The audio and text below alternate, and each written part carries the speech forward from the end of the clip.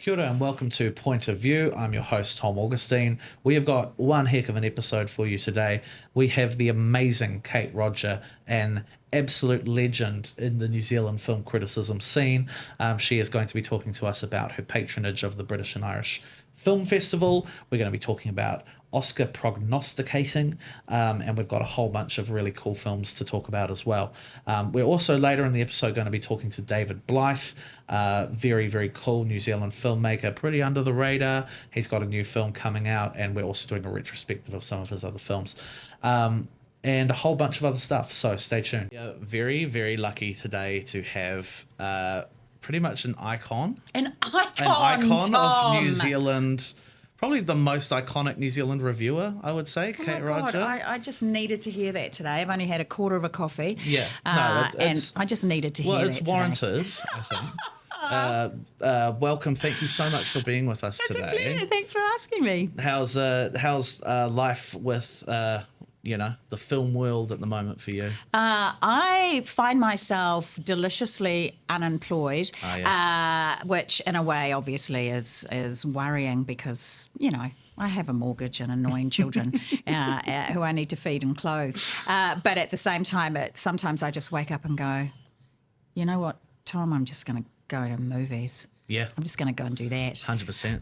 And I've been doing a lot of that because I'm leading up into the British and Irish Film Fest, and they have so nicely asked me to be the patron of this, and I'm so delighted about that, mainly because I call this, and it sounds weird and lame and a little bit eye-rolly, but I think my cinematic awakening was on the dirty old streets of London, because up to that point I just loved going to not that there's anything wrong with it, but I was just a mainstream girl. Yeah, right. And it was there that I sort of diverged off into the my art house era, I'll call it, but and then it just all kind of ignited from there. So, and I was very lucky to be back on those streets a couple of weeks ago. I went over to London and the BFI was just about to launch the London Film Festival. So I went across there and just soaked up the atmos and did the Leica exhibition. Leica Studios had an exhibition on, which was great. And and they had, obviously this is the program for the New Zealand British and Irish Film Fest, but there is a lot, like Conclave, which is the opening night film tonight, was also opening the BFI and, leaping straight into the Oscars race while doing so. So I was just stoked to be asked to be a part of it. And so what does being a patron of the festival kind of entail? I had to ask that question as well. What is a patron? It sounds very ancient. It sounds very like official and very... It sounds regal. Regal, yeah. Doesn't it? Yeah. I did it just so that I could put patron on my CV, basically, Fantastic. Tom. Yeah, and it just involves... just talking about it, basically recording some reviews. So I've been very lucky to get a few sneak looks at the likes of Ralph Fiennes and The Return and Chuck Chuck Baby and Firebrand. We had Fergus here last I watched episode. that. He was great. Well done, Fergus. Yeah, he was great. And we were talking about The Return specifically and how unbelievably ripped Ralph my Fiennes God, looks. he's looking all right. And He's it's he's in it the most of the time. If he's wearing a loincloth, then that's fully clothed in this film for Rafe. Okay. And he's also got that, it's a perfectly, like, it's not, I've been taking steroids kind of stuff. It's so fitting for how... Odysseus on a boat forever. Correct would have looked. He might have, he was skinny but wiry, and you knew that he could slash a few heads if he needed to. There was something really simple about that film that I really enjoyed. And also just seeing him and Juliette Binoche back together.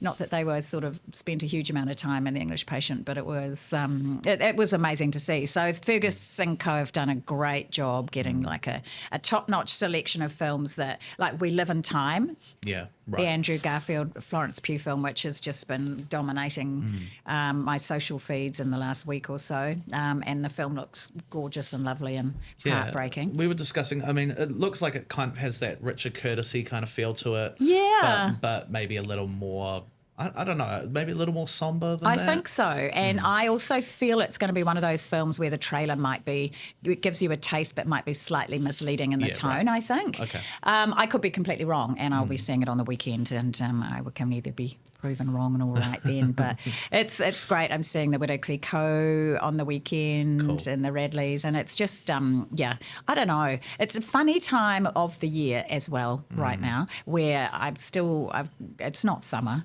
It's most certainly not It summer. needs to hurry up and be summer. It kind of does, but it's also perfect movie going weather. Yeah, absolutely. So do you have not just the ones that you've seen, but from the list, is there one that you are triple underlining, you have to go and see this one? I've got to say, and it's happening any second now, it is Conclave, mainly because it's getting just so much Oscar buzz. And also, I just think it looks fascinating. The production values look amazing, but also Rafe's sounds like he's in the running for a bit of Oscar love. Yeah, absolutely. And I love a good papal drama. Totally. And I feel like we haven't had something like that for a while. No, Not and since, Stanley. like the Da Vinci Code or something like that. Same place, exactly. And Stanley Tucci, I absolutely adore. So it'll be that's definitely high on my list. And I can't stop talking about Chuck Chuck Baby, but mainly because it's like I had no idea what I was in for, and then I thought, oh my God, it's a Welsh lesbian romance musical set in a chicken factory. Is this actually happening? And is this making me feel like it was a really emotional? I just loved it, and it wasn't what I was expecting. I So just got a screener for it. I'm really excited to watch it. you should be. Okay. It's you. I was just like, it unfolded in a way that I found it was an absolute little sleeper delight. Fantastic. And we just found out also they've added a new film. They've added Hard Truths, the Mike Leigh film. And again, when we talk about the films that kind of formed me when I was in my 20s, Mike Leigh, oh my goodness gracious. So this is an interesting one. I've only seen the trailer for it, so I think it's a great addition. I think there were some issues around getting a rating for Bird, so they had to change some of the screenings, but what a gift that was. We got an extra film in the lineup, so bring it on. Yeah, fantastic. And it reunites him with his Secret and Lies star, Marianne Jean-Baptiste. I know, and she's amazing. Incredible actress. And great having her front and centre, and a character that I get the sense we're not supposed to like very much, and which she's so good at doing, but also infusing that character with so much humanity, which for me is what I love. He takes a story that you're just a simple story, and we relate to those characters because of, it's all very well to say, we relate to them because of their flaws. It sounds so cliche now, but it's more complex than that. Yeah. And it's not like, this is a reason why she's a bitch, because of something that happened. It's not even, he doesn't even explore that. He just gives us an opportunity to, to broaden our minds. And I think more importantly now than ever, it's not taking things in and humans and situations at face value. And that's, I don't know how you feel about storytellers. I feel like this about any storytellers that can bring a film to the screen that can open a door into a completely new way of thinking about something. I'm in awe of that ability. And it's a pen and a paper or a laptop that they are able to articulate. Oh, that sounds wanky, the human condition. It's not even that they can articulate that and then give it to creatives and then get it to a big screen to formatively make me feel a whole lot of things. I'm in awe of it. It's incredible. It changes your emotional landscape. Yeah. I remember when the first Mike Leigh I ever watched was Another Year with Leslie Manville. Yeah. And there's that final shot of her, which is just so devastating. Well, she's just phenomenal. And I just had to go and watch as much Mike Leigh as I could because it's just so incredible. Yeah, she, what can we say? Every time she pops up in just about everything, whether she's popping over to Paris to wear Chanel or whatever she's up to, she brings whatever's required in a role and has been doing it for decades. She's amazing. Going a little wider scope, I'm quite interested, you've been doing film reviews and coverage, you've been visiting sets, you've done red carpet coverage, all of this sort of stuff. I'm interested in what your perception is of the kind of landscape of film at the moment, as opposed to how it has been in the past. Have you seen, what kind of big changes have you seen in the world of film since you sort of kicked off? So you know Mad Max Fury Road? Yeah. Yeah. That's how the landscape of film now feels. I think we're now in this futuristic Gobi desert of, Yeah, right. trying to survive on scraps. Yeah. What a drama queen I am. No, I think that's it's fair. so hard I out think there. that's fair. I think, here we sit in a year where, from my perspective, and having 21 incredibly nourishing years working for the best little newsroom in the world, to a landscape where an entire newsroom can be switched off overnight. And since then, as you know, across New Zealand, we have had shows, acts. We've got so many phenomenal creatives out of work, both in media, but also in film and television. We've got editors that haven't got projects to work on. It's been a massive slowdown, and not just a flow-on effect from the Hollywood strikes. And that's just New Zealand. I was having a long chat with a really great mate of mine who's based in New York, and he has been doing exactly what I do for the last 20 years. In fact, that's how we got to know each other. And everything has changed. We had a little posse of junketeers, I call us, all based all over the place. And used to be Belgium and also the Middle East and London, and Germany, just a wide gamut. And the entire landscape of how the industry now promotes film. And let's face it, that's what I've been doing for 20 years. And it brings with it these amazing opportunities to hear from filmmakers and actors and DOPs and cover the Oscars and the BAFTAs and go to TIFF and go to Sundance and all of these things. It's all an entertainment media world. And it's just completely changed, and social media has completely changed it. And it's so much of it for so long in a system that is slightly flawed. And I've talked about this before, that we call it the junket system, and it's, Gladiator II is about to come out, and, we're going to sit down with the stars, or you go to a red carpet. And that's fundamentally what I've done. I've flown to San Diego to stand on the Midway and cover the red carpet for Tom Cruise's latest Top Gun. And it's a sensation. People are engaged and fascinated. They love the Tom character. They love Top Gun. People are interested in that. And it was worthwhile for Newsub to fly me to San Diego to cover that story. And there's lots of access to the star. That's how the system works. And media gets invited to those things, and you do the interviews, but you're basically selling a product in its fundamental way. We're just all passionate about it, and we're film nerds about it. And that whole system, way back in the day, when I did the first time that Daniel Craig did Bond, which was Casino Royale, directed by Kiwi Martin Campbell. I remember your coverage of that. Do you? Yeah, Were you born by then, Tom? I was, That's so great. I don't feel nearly as old. I got 40 minutes, and that was standard. Yeah. Flew to Sydney for 40 minutes. The next time, for the second film, I got 4. So in 3 years, it completely fundamentally changed. Online changed everything, so it wasn't just, TV broadcast, and also online print wanted video. So it meant the video got truncated smaller and smaller and smaller and smaller. And the quality of your interviews obviously declines. Decrease a little bit. Because there's only so much you can get. You go into a 4-minute interview with Johnny Depp hoping, A, that he's not drunk, and B, that you're going to get one grab out of that that's worth flying all the way to frickin' Chicago that I can then pull a 3-minute story together with. Did you get one? Yeah, I did. Okay. Yeah.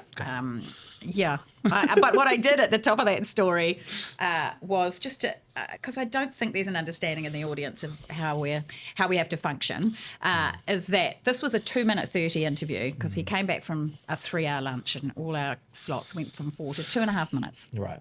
So I just played it on fast forward at the beginning of my 2-minute story. A, to fill in time, and B, just to show this was as much time as I got. Yeah, right. So, Godspeed. So it's that is insane. And often you can go in with your 4 minutes, and just before you go in, a publicist will say, "Really sorry, you've only got 3 minutes," and then they'll wrap you. And when you play the video back on your laptop, you only got 1 minute 90 or something insane. And just a little bit. It is. And fascinatingly, just recently in the last couple of weeks, the San Sebastian Film Festival was held, and Johnny Depp was there with a film. And obviously there's still lots of interest in his comeback, and there were a group of journalists, and let's not forget there is a huge horde of entertainment journalists who are freelancers that get paid for their content, and they pay to go to film festivals because they know they'll get a raft of content out of it. Right. But they had a walkout of a group of international journalists who basically said, Johnny Depp was suddenly paired with 2 other co-stars, so the most you're going to get is one question, and you've got to hang an entire GQ article on that, potentially a cover story. Or it's a print roundtable that used to have 5 reporters, is now 20 reporters, and it's 10 minutes with 4. And they just said, we're done. We can't even pay our bills. And interestingly, as I mentioned, talking to my lovely friend Stevie last night, he said that's what he's seeing with all of our long-term entertainment reporters who are freelancers, is that they can no longer do the thing that they love. And I mean, you mentioned the incursion of that kind of online tech world, which I think just sort of at some point bled into all these systems that seem to be working really well for everyone, really. I mean, we're jumping all over the place, but talking about, like, I was thinking about how streaming the other day really threw out a model that made a lot of people money so that a few people would make a lot of money. Yeah. And it feels like that has been echoing across the landscape. What do you think the long-term impact is for people in terms of their getting the good stuff, getting stuff that's really worth it in terms of both the films that they watch, but also, the reviews that they read, the interviews that they watch, that kind of thing. Yeah. See, what's fundamentally changed as well in my time is that the only way you would have seen Daniel Craig or Tom Cruise would have been by switching on your television. Yeah. Right. So, and then the internet came along and you can see my extended interviews online, but actually you can see 1,000 interviews because of every other reporter that's loaded it up on. So you're no longer a point away. Like, I've had kids that are now adults come up to me making me feel amazing and ancient. I grew up watching you on TV, and that it was the only way that I could indulge in my love of film was that Saturday night slot, which was the review slot, Film 3, or my interview content. That was the only way that they could get that. I was going to mention this off the air, but my partner Amanda said, as I was coming in, I was going to speak to Kate Rodger, she said, Real Late with Kate started my love of film. So score. Love you. Absolute score. I love that show. We were crazy. We basically just did 35 eps. Bang. We should have done seasons because at the end of it we were broke and exhausted. And you then left an impact. Thank you. Honestly, God, I absolutely love making that show. And I would love to do something like it again. But so it has all fundamentally changed about how you can access. And also, I think audiences' appetites have changed about what we want. They don't want to watch a 4-minute interview that Robert Pattinson has done 70 of that day. And we're lucky here in a sense because we're always going to get maybe something just that little bit different. For being a Kiwi or not being American, you might get a little je ne sais quoi. But it has changed and we have to evolve with it. I genuinely believe I haven't evolved fast enough, and I see people doing, I mean, you look at the chicken shop, take off, look at the hot wings, those kinds of ideas. But what's fundamentally, I believe, also changed things is podcasts. So why would you watch a 4-minute rote interview listen to with Pedro Pascal when you can go on to Smartless and have an hour's worth of those guys yarning and and those are the guys that have the access and the stories and so that, for me, even I will say that's quality. Saying that's a bad thing, because oh my God, I love podcasts. What do you think I'm doing here? And I love talking about film and being able to get deep and dirty into the weeds. Yes, please, because we don't get enough of that in a 4-minute interview, and I'd argue probably not even a 10-minute one. And do you know what? Before we change the subject, and I know I'm talking too much, but you're not. I saw Nicola Coughlan go on the front cover of Time last week. From Bridgerton and Dairy Girls. She's phenomenal. And one of the last interviews I did before News Hub wrapped up was a sit down with her. And it was a 15-minute sit down because it wasn't an ordinary junket. It was an Uber Eats thing. So it was, and also we had 10 minutes just to yarn. And of course, she's just such a great woman. And the quality of that interaction as a result, You know, so much much deeper. better. And if I flew to Hong Kong to do Jackie Chan, if they'd given me a 4-minute interview, it took 10, nearly 15 minutes for us to warm up to each other. Yeah. And it really struggled with him. Yeah. And then, boom, we were off. But Nice. if I'd been given a shorter slot, it would have been useless. And he was awesome. It was so great. They put it on it was for the Shinjuku incident, and they put that interview on the DVD when they released it, only because it was a 45-minute interview. Yeah, right. So a little bit more time. It Yeah. gets so much So deeper. bring on the much richer. podcast, and if I haven't evolved fast enough, that's on me. No, I mean, listen, there's all sorts of different ways to keep adapting, I suppose. I know. You're right. You're right. You're very right. I'll take you aside afterwards, and you can tell me what they are. Yeah. Right, Okay. yeah. Thanks, Tom. Turning now to screen entertainment news, and we're going to be talking about, well, it's the beginning of Oscar season. Isn't it, though? October kind of marks the beginning, right? Yeah. So I thought, who better to talk about the upcoming Oscar, kind of all the unfolding of all the campaigns and that, than someone who's actually I love this time of been year. on the been on the red carpets and that kind of thing. Yeah, they were good.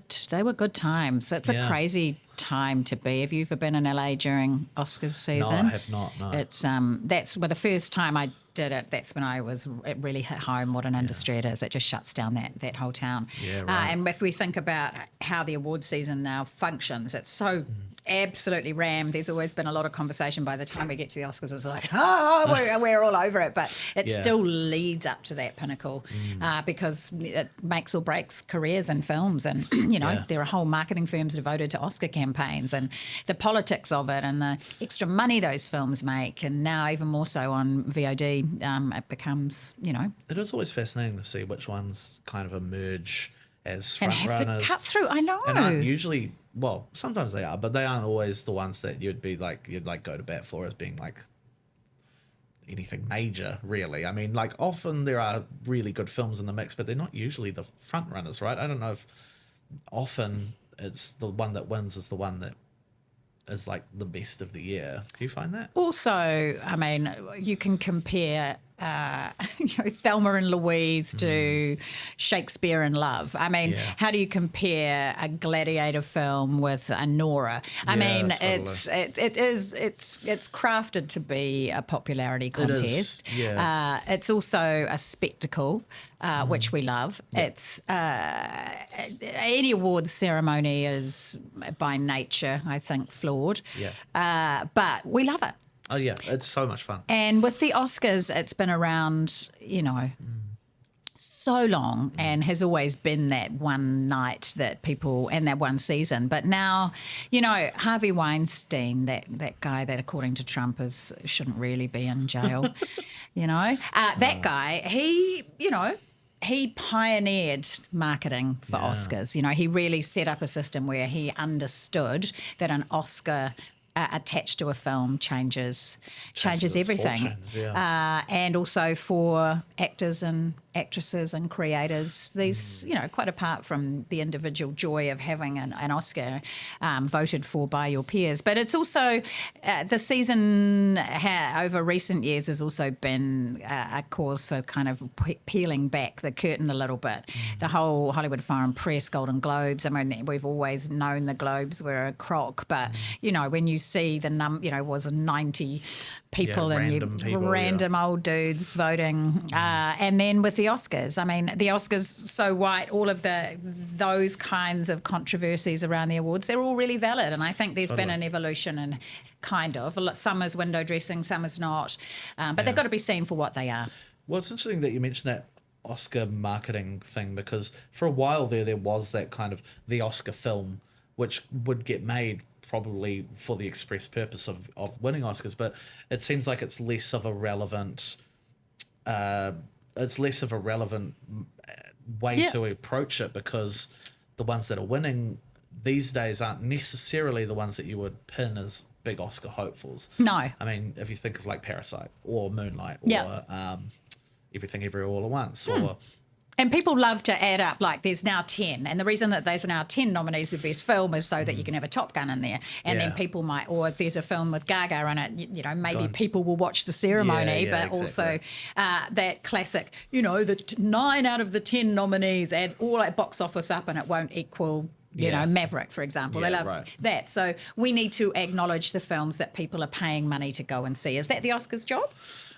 I'd say it probably isn't. Yeah, probably but not. You know, they've still got to evolve. And I can also argue, you know, why are you going to watch the Oscars, which are about a whole lot of films that nobody saw, when they want people to watch that ceremony. Yeah, no, absolutely. And they've started, there's been the beginnings of people making their predictions and that kind of thing. So we're starting to see a few films recurring in terms of ones that are mentioned, but there doesn't seem to be like a real front runner yet. Nah, there doesn't. Which is interesting. It's not like last year where there was Oppenheimer and it was like pretty much sewed up from the beginning, right? Yeah, God, we were in the throes of Barbenheimer, weren't we? We were. It was fun. Last year was just a batshit crazy year. It was a crazy year. I loved that. And I loved at the beginning of this year that Joker apparently was going to be in the run for an Oscar. Right. And look at that complete train wreck.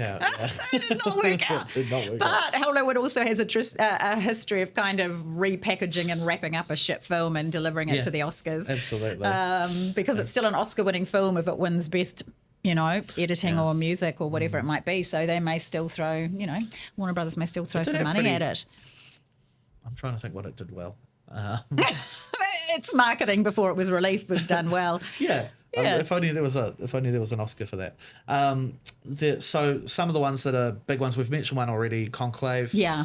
That seems like that's getting serious traction. It's a pretty and I can't respectable wait to see offering. It. I don't know, like it looks like it's very handsome and very like handsome. That's such a great word for it. Yeah, definitely. But like it looks like real classic kind of good meaty Oscar fare, which is good. Bring it on. And then obviously Gladiator II as well. Yeah. Will depend how much of a success it is, I suppose. That could be the Top Gun Maverick. Yeah, it could be, But we've also, you know, Tom Cruise, bless him, he's not going to get nominated for an acting Oscar. He has been before, but not for Top Gun. But Ridley could, you know, if this is batted out of the park and if he well and truly, you know. It could definitely swing Pedro has Pascal. his vengeance in this life or the next. Yes, he could. Snuck one in there. You're welcome. That's good. And Denzel as well. It's who knows how it will go. But I think there's a lot of chat, and there's a couple of other little ones that are kind of bubbling around, and Emilia Perez. With Selena Gomez and Zoe Saldana, and it could be like Zoe's been around for such a long time, and she's such a good performer. It would be nice to see her get some. She's getting a lot of chat for this film, and I'm very here for it. I'm very interested in this film because Jacques Audiard, who's this kind of I love him French so much. provocateur, he's done all sorts. Yeah, but I mean, since Rust and Bone, I feel like I haven't seen anything else from him that's really hit home for me. Yeah. I mean, A Prophet was just a mind-blowing film. And agreed. Stuff. So, and it just it sounds like it's got all the elements. Musical slash, I guess like a cartel narrative slash, kind of exploration of transgender identity. I mean, those three statements in one. I mean, amazing. I think I'm very here for it. And on that note, the documentary section of the Oscars is going to be a fascinating one, and seeing how Will Ferrell will go with Will and Harper, which is just one of the loveliest couple of hours in a cinema. And when I say loveliest, it was just illuminating. It was heartwarming. It was funny as hell. And I would love to see that get some Oscars traction. Fantastic. We've got Dune Part 2. A few people are predicting that will get a kind of like a all the tech acknowledgement nomination, probably not a front as runner. a best film. Do you think? Yeah, well, possibly it will get like it's a big film, give it a best picture nom, but not really in the running for awards. Agreed. See, can you tell me what's happened to Challengers? That's one of the best films I've seen all year. It hands down better get a bloody soundtrack nomination. Yeah, absolutely. Is it just a case that it came out too early? I wonder, but I'm not hearing, because sometimes they do that and then they start to pump money into it, because that was, as a cinematic experience, oh my gosh, it was so great. But it's way down the lists of everything that I'm seeing. So maybe it's just, as you say, it came out earlier and it's kind of lost its traction. Are there any other films that you think you would love to see in there that probably aren't getting in the conversation at the moment? That's definitely one of them for sure. Yeah, for sure. And there's a couple of others that I'm desperate to see that I haven't had a chance to yet. And I think Adrian Brody in The Brutalist is one of them. And also just look at that trailer. They've done an amazing job. You often don't see a fresh way of doing trailers, but I just, first of all, it's like, what is this about? And just the cinematic, it's a film that I'm looking at thinking, I cannot wait to see that on the big screen. It's about a Jewish architect. I have no idea about the story, but when a trailer sucks you in on all of those different sensual levels. And you know the interesting thing, Brady Corbett directs this. He's an actor. You'll see him. He's the first thing I remember seeing him in was Martha, Marcy, May and Marlene. Yeah, right. And I interviewed him way back in the day in Cannes when that film first came out. And there was quite an intensity to him. And in the way that he spoke about the story, it doesn't surprise me. And he's popped up in all sorts of random, lots and lots of TV and film over the years. So for him to suddenly come out of nowhere and have a film nominated, I think is a 4-hour film shot on VistaVision that they made for like $10 million. Unbelievable. Bring it. I'm very here for that.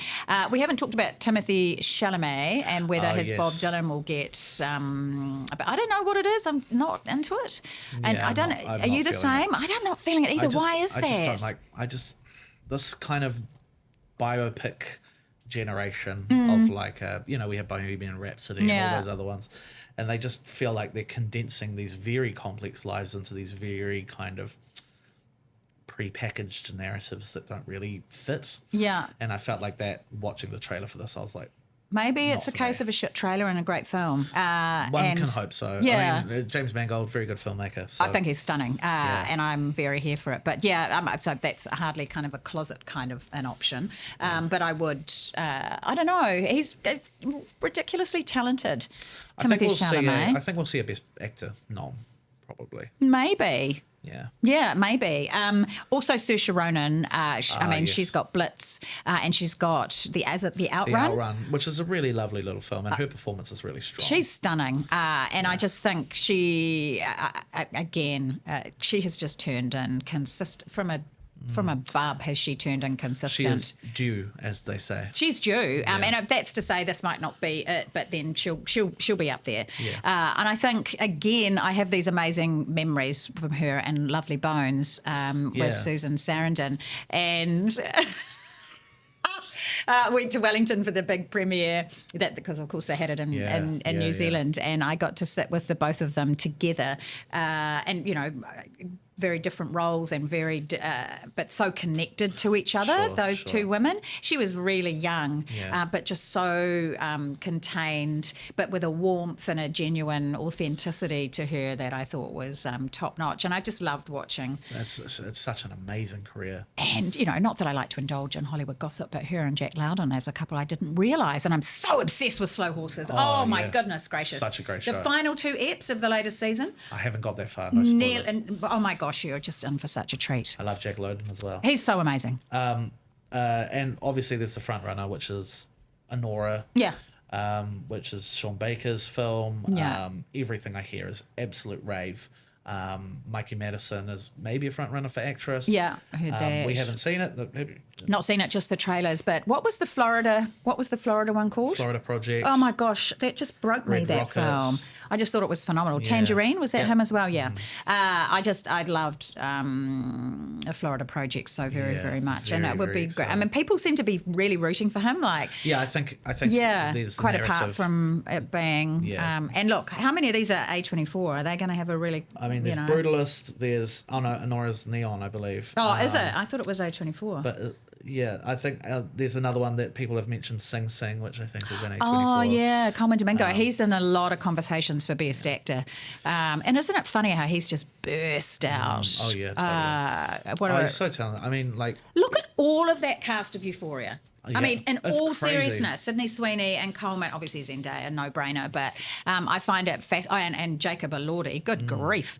It's fascinating how that show has springboarded a whole lot of... and I mean, he's Mr. Overnight sensation. He's been turning in good work his whole career, but really... Any Euphoria episode with Coleman immediately just elevates it. I know. It's just stunning. He's just got a way about him. First time I encountered him was in Fear the Walking Dead. Oh, That's the first yes. time I'd ever seen him in anything. Yeah. And I remember he was a character that I He didn't has that voice trust. in it. Yeah, he's got it all going on. And now, of course, he's just the best dressed dude. Honestly, Yeah. every time he hits a red carpet, just bring it on. One more that I wish we would see more of, but probably won't get much notice because it was but they thought of it as a bit of a flop, was Furiosa, a film that I really loved.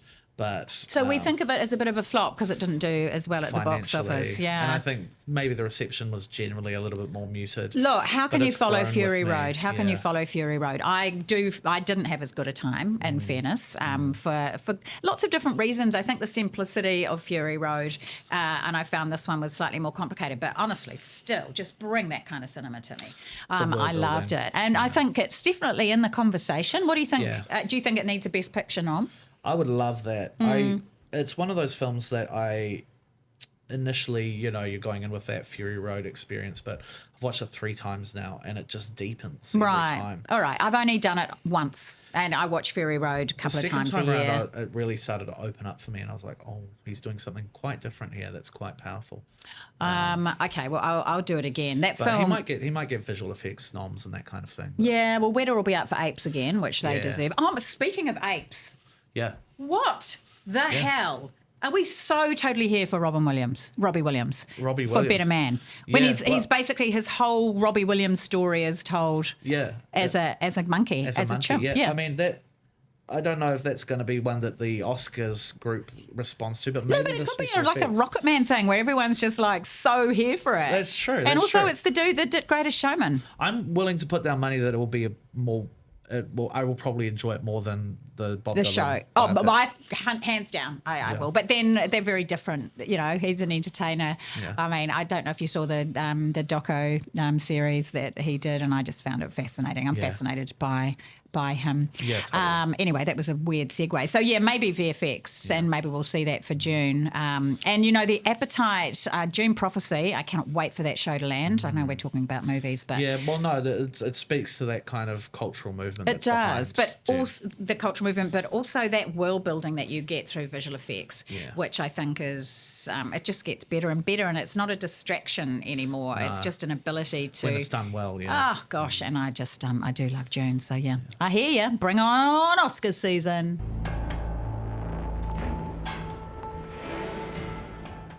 So we've got a whole bunch of pretty interesting stuff coming up this month in the cinema. Yeah, man. I wanted to start by talking about a film that I saw the other night called Saturday Night, which is Jason Reitman's film about the first episode of Saturday Excuse Night me. Live. Did you see the whole film? I did see the whole film. God, you're a man to know. Yeah. I got a lovely little preview screening, Did which you? was nice. Okay.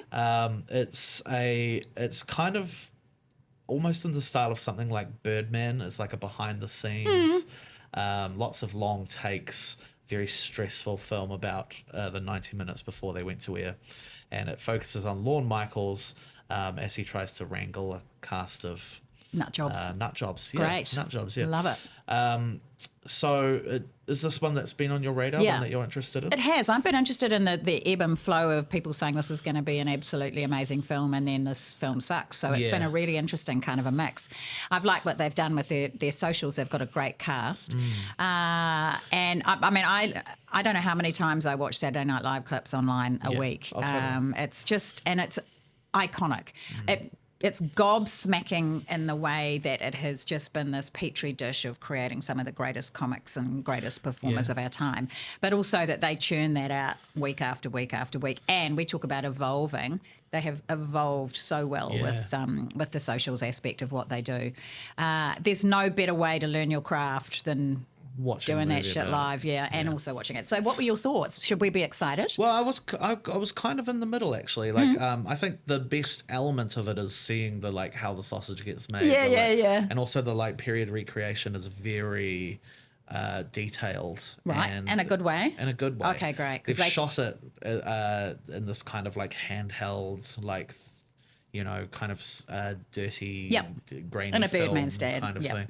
Yeah, and it works really well. There's some really talented young cast members as well. Whether it amounts to more than sort of scratching Lorne Michaels' back, I don't know, but I mean it's hugely enjoyable in the watching. Yeah. Especially towards the end when it starts to pick up steam. you start to really get a sense of, oh, this is like this show's an institution. Yeah. And you can see, and it's really nice to see the roots of it. So Will it have much reach here, though? I mean, Saturday Night Live is a thing, but obviously it's an institution in the States. But and I know lots of people hard out into it here, but I'm be interested to see how it'll go. I don't know that it will. I mean, it is very inside baseball. The movie is very inside baseball. Like it's very like heaps of in jokes about SNL. But like, I don't know, unless you're like a giant nerd like me, I don't know whether it will. Agreed. And just getting Kiwis in the door in the first instance. 100%. Yeah, 100%. Interesting. There's a certain kind of New Zealand thing where they're not necessarily as keen on American comedy as British comedy. I find a lot of the time. That might be changing slightly. We all grew up on British comedy, right. and but no, agreed. I think it'll be a tough one to market. Yeah. The next one we've got is one that will not be tough to market, I don't think. It is Gladiator II. Oh, I've heard of that. Yeah. Was there another one? Was there a Gladiator one? There was a Gladiator one once upon a time. I think I've only seen it 100 times. I watched it. I did some long haul flights recently, and I just thought at 2:00 in the morning over some ocean, just wanting to just smother myself. I was just in the back of the plane, and I thought I'm going to just soak myself up some. Is that a reference Maximus. to Joaquin smothering his dad? A little bit. Yeah, gosh. That's so interesting you say that. He is so great, isn't he? He's really good He at it. is. He is. He's It's a just real moment. next level. And everybody, there is not a false step in that film, and it has not aged in a day. I just love it. And I'm also embarrassed how much of the dialogue of that film that I know. I'm embarrassed. Can you do the speech? No, I'm not going to do it for you, but thank you. Enough. Thank you for asking. I'm just always embarrassed because he just does it in a way that just, and it's the turning and the way that Ridley, shoots it. And just takes the helmet off and turns it around, and you're just even now you get goosebumps because I've seen this 100 times, but it feels so good. It's so good. Would you say it's your favourite Ridley? Well, Alien, hard one, eh? Super tough. He does have a very varied career. I mean, look, people kind of seem to think he's on a bit of a downward slope at the moment, but I think there's been plenty of great. 80 for God's sake. Yeah, totally. It's Or even insane. older, And he might even be older. He just continues to kind of churn them out. And a lot of them have been really good. I thought The Last Duel was really good. Yeah. Alien Covenant is fun. I thought Alien Covenant was great. I visited the set for Alien Covenant in Wow, Australia. that's awesome. I got to sneak on, and we weren't allowed cameras or anything, but I got to just have a wander around. That's so cool. And he is withering. Oh my God. We were with a group of press, and one of them had the sheer audacity to compare the Prometheus or Covenant to the original, and oh my God, that journalist just left in a pool of. It was. I loved him for it though, because it was a dumb question, but yeah, it was fascinating to be on a set of that magnitude and just and watch him do his thing. It was very, very cool. Well, the Gladiator 2, the trailers look really promising. Paul Mescal in the lead, who I think is a really great rising star. And then we've got Denzel as well. Yeah, just a bit of heft in there. Yeah, chuck Denzel in there. Chuck a bit of Denzel. Wouldn't hurt. And Pedro as well, Pedro Pascal. Love me a little bit of Pedro. He's, and I love how again in their marketing, it's what do we call it? A 4-quadrant film. I mean, the appeal of Gladiator is over the decades, It's and universal. Yeah. it is. But you've got Paul Mescal and Pascal, who will bring in a different generation to come and see it. It's I don't know. It's for me, it would be an absolute travesty if he doesn't hit this out of the park, and that's the problem when you. But I mean, if Tom can do it, pressure's on. can't Ridley? No, exactly. Yeah. Totally. So I have a belief, and from those that were the earlier social media reactions after that LA special screening that popped up out of nowhere have been pretty good, and I think Denzel's getting a bit of buzz, and so is Ridley at this point in the award season race. So let us We'll see. We'll absolutely see. Shifting to a much smaller film, a documentary that I caught earlier this year at the Whanau Marama New Zealand Film Did you see Festival. it at the fest? I was gutted to miss it. It's a very, very powerful film. No Other Land is a film following some of the people living in the West Bank, the occupied West Bank. It's filmed by a Palestinian Israeli collective. Devastating, truly powerful And this film. was all shot prior to October 7th, Yeah. and it's a truly monumental effort. It's one of those films that I just think it's like something that everyone should watch. Yeah. It's an incredibly powerful documentary. So with an opportunity to see something like this off the back of something that's just dominated the consciousness globally and geopolitically, but socially as well, is this an opportunity for people to have a greater understanding? I think so. And an understanding of what exactly? Well, I think just an awareness of the situation. I think a lot of the time there's like in the recent kind of discourse, it's been like, there was one October side or the the other. 7th. Let's not think about anything that happened before that. Yeah. This is a portrait of the world as it was before that. I think it is very necessary context, and I think like watching it with a massive audience in the Civic, and afterwards, I think there were a lot of people who just sat there in silence for the entire credit run. And it really leaves a really deep mark. It's a very, very powerful film. Well, that's gotta be a number one watch then. Yeah.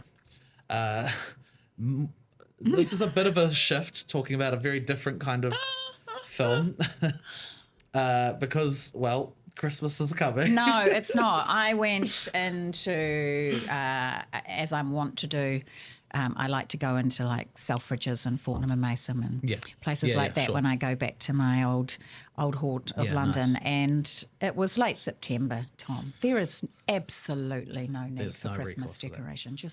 There should be a If law you're against it. bypassing Halloween, that's pretty evil. Correct. Yeah. Anyway, so I could feel all of my anti-Christmas grinchiness coming to the fore. But I do love Christmas, and I do love a Christmas movie. I don't know if you're going to feel that way. Have you seen the trailer for Red 1?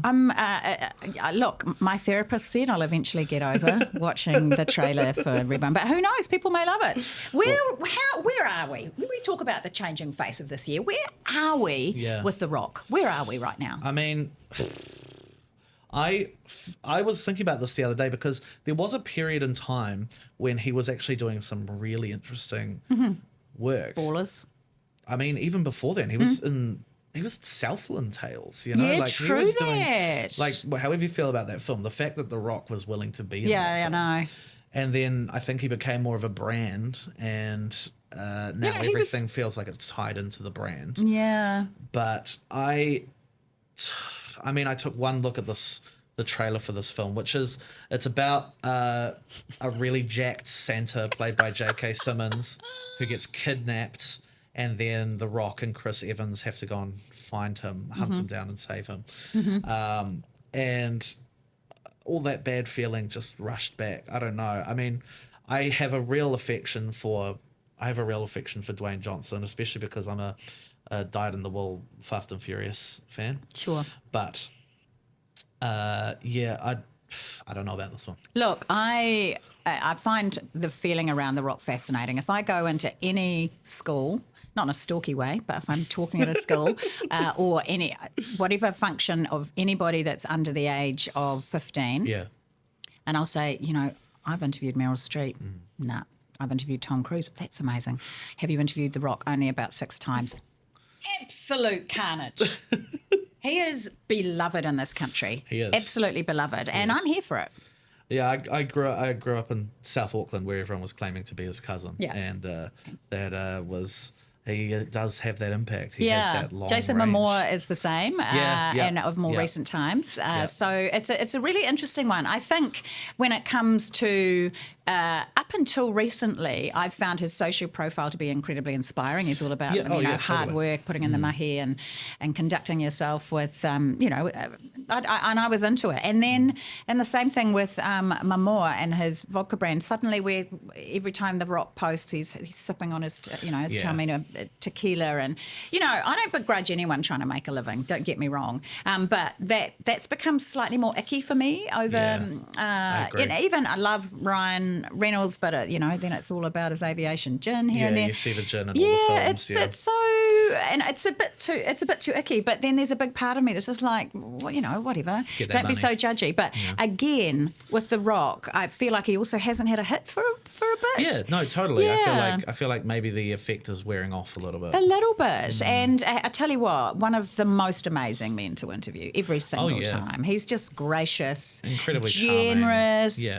charming. genuinely charming as well, and chatty on and off camera. I find him fantastic, and he's definitely got a presence. I think the first time I interviewed him, he still had hair, and I think it was for maybe The Tooth Fairy or one of those old films. It was in Sydney, and I remember walking into this tiny hotel room, which all of those junkets had, and he stood up to shake my hand, and it was just like this mountain of a man with these amazing white teeth, and it was just like so overpowering. Wow. He's a big dude. Yeah. He's a big dude.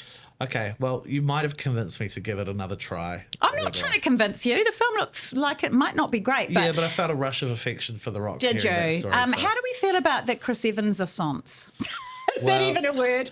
When he popped up in, spoiler alert, in Deadpool and Wolverine and started saying cuss words, I thought people, the cinema was into it. And I was just don't do it, please. It wasn't working for me. It didn't work for me either. I think he has struggled to find something outside of Captain America. I know, it's so hard. I think because he should return he's to some beloved. of the more...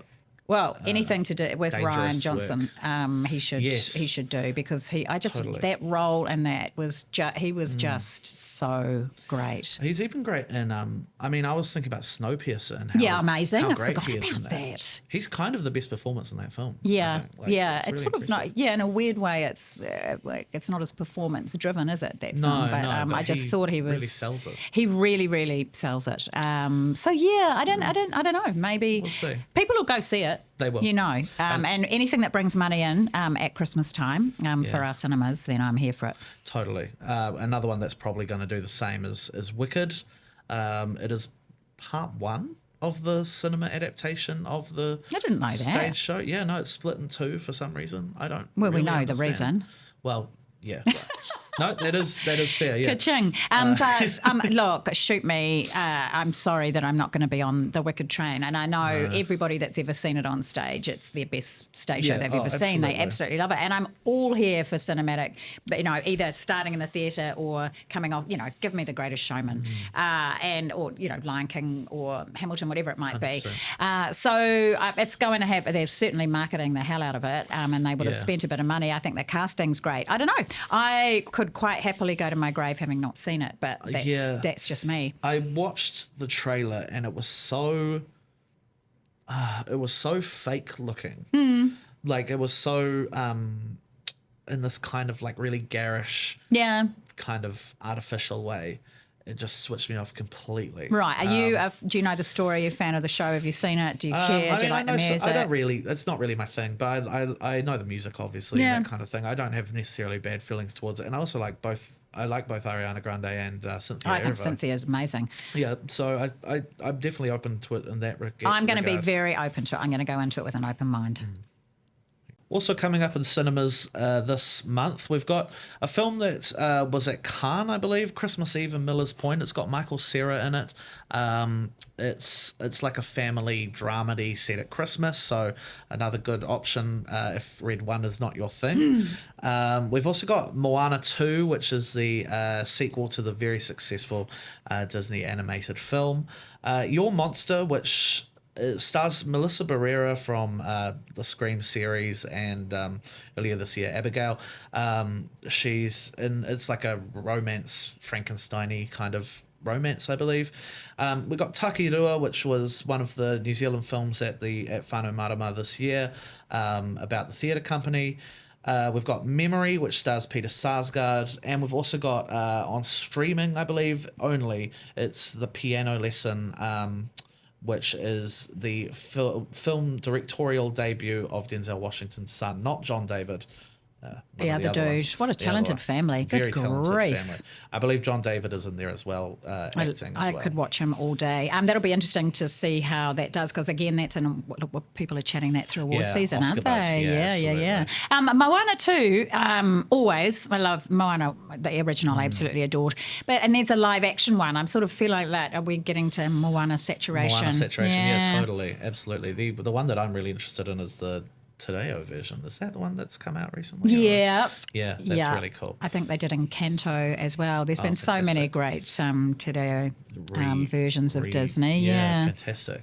Now, we've got a couple of trailers for films that are coming out this month as well. The first one is a really interesting looking stop motion Australian film called Memoir of a Snail.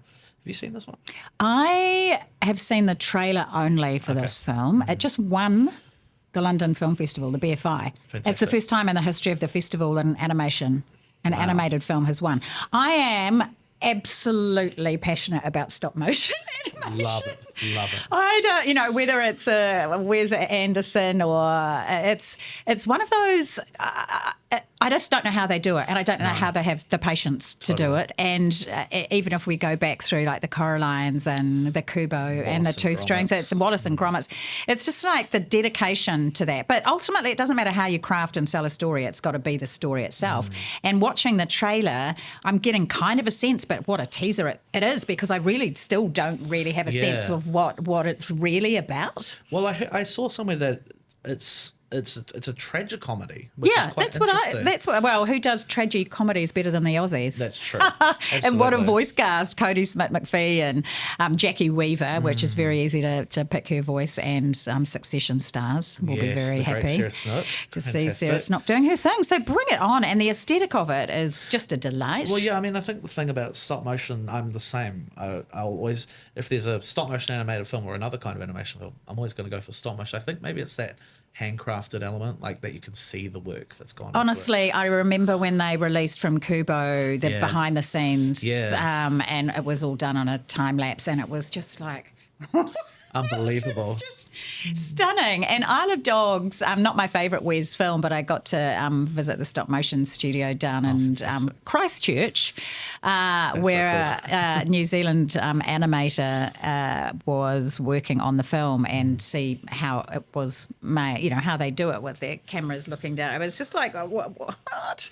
Yeah. And also I love that kind of thing, we could make it right here on this, I couldn't because I'm a numpty, but a stop motion animator can tell a story in the tiniest of kind of landscapes in the most cinematic of ways, so I dig it. This is a side note, but did you also see the trailer for the new Wallace and Gromit film that's coming out? No, which one? There's a new one. It's called Murder Most Foul. And it brings back Feathers McGraw, the penguin with the rubber glove on his head. Noted. Yeah, worth a look. Okay, is that coming out next year, do we think? I think so, yeah. All right, well, we'll add that to our list of stop motion joy. Yeah.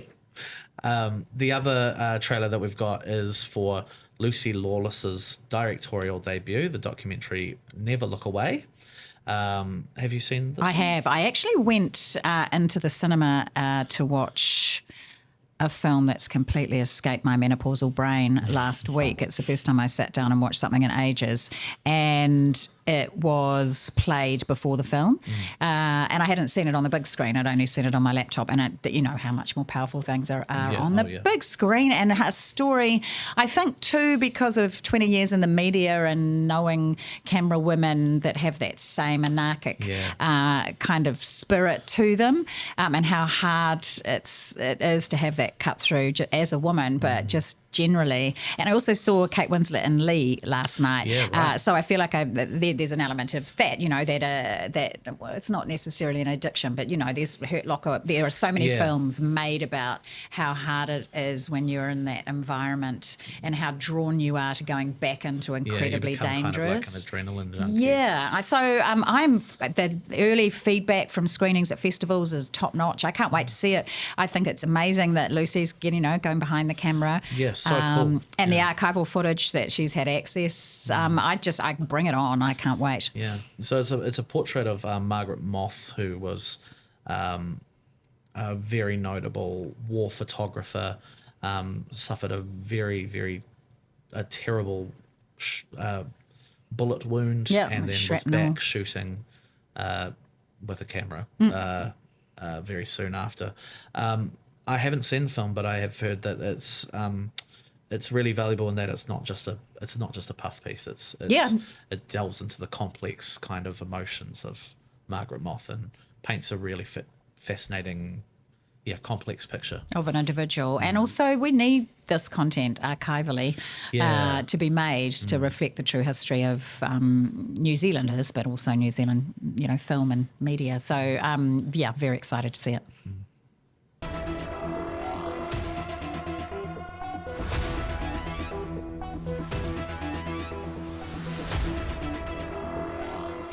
Quickly covering off the stuff that's coming up on streaming this month.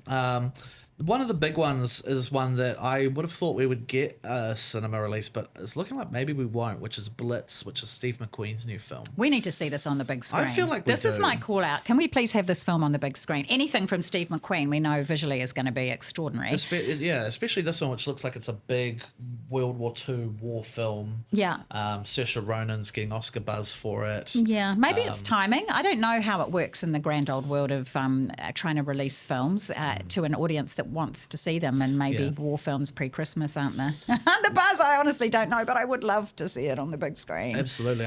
So it's, as far as I know, it's about the London bombings during the World War II, and it tells a bunch of disparate stories that slowly come together. But as you say, Steve McQueen is an amazing visualist, amazing filmmaker, and one of his earlier films that came out this year, Occupied City, was one of my favorites of the year. So hopefully we can get this on the big screen, but otherwise it is coming to streaming as well. So at least we can see it. Well, at least we can see it. Another film that's coming out is Joy, which stars our own Thomasin McKenzie. We love her. And Bill Nye. I mean, what a combo. Yeah. I've only seen the trailer for this, and it premiered at the London Film Fest, so it was great to see her on the red carpet. She's getting rave reviews. Yes. And it's quite an interesting story, right? It's about the first test tube baby. It is, right? yeah. So it explores that whole nature of fertility and what they were fighting for way back in the day. So I think it's great film and great story to have out. So no, I'm into it. I would like to see that on the big screen, but all good. Really strong cast. Lastly, we've also got a TV show that's releasing the new Star Wars offering, Star Wars Skeleton Crew. Are you a Star Wars fan? Am I a Star Wars fan? You are a Star Wars fan. I'm a Star Wars fan. Oh yes, of course, right. I'm a Star Wars fan. Yeah.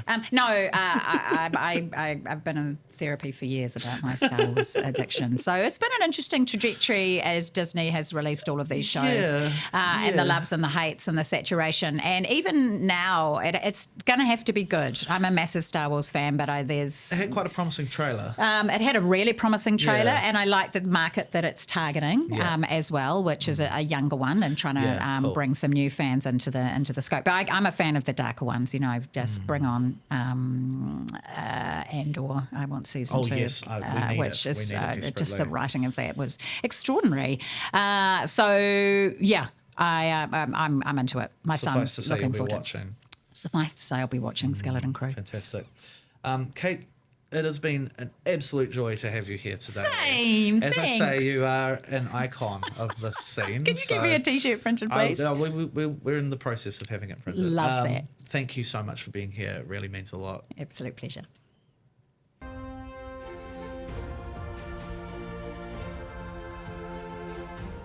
Away for some of the movies that we've just talked about. Never Look Away is Lucy Lawless's documentary debut about war photographer Margaret Moth. It is one that I think is a must-see. Thank you to Trigger Marketing. We're going to be giving away a few passes for that. We've also got passes to Memoir of a Snail, the Australian stop-motion film. It's got a great voice cast. It looks really interesting. I love stop motion. I'm there.